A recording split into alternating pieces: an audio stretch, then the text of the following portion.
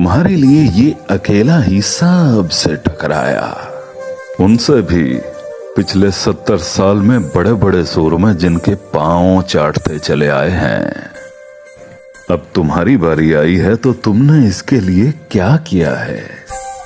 अगर तुमने इसके लिए कुछ किया भी है तो इसके लिए नहीं, अपने ही लिए किया है।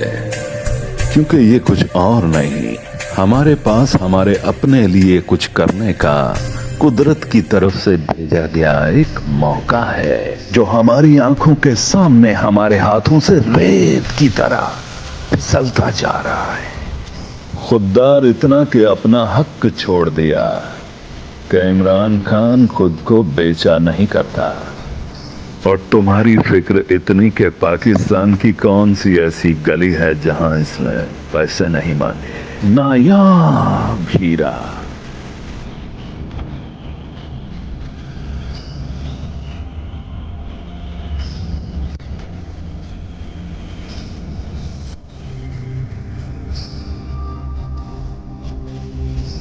कुदरत की इस नेमत को जाया मत कर।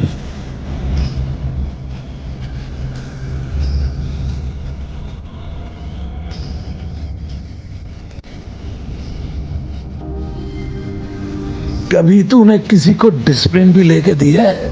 लाखों ऐसे पेशेंट्स का कैंसर का इलाज करवाया है इसने, जिनके पास खाने को रोटी नहीं थी। अब तेरी बारी आई है खुद के लिए कुछ करने की।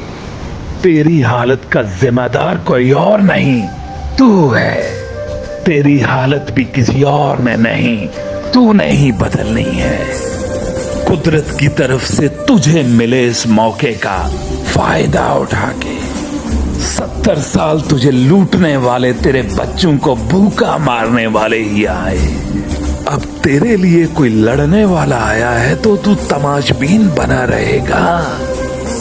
8 फरवरी को तूने अपने हक के लिए खड़े होना है, अपने बच्चों के मुस्तकबिल के लिए आवाज उठानी है।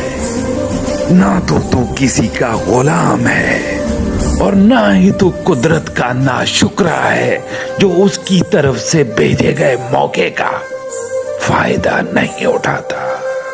8 फरवरी, हिम्मत कर, तू जिंदा है।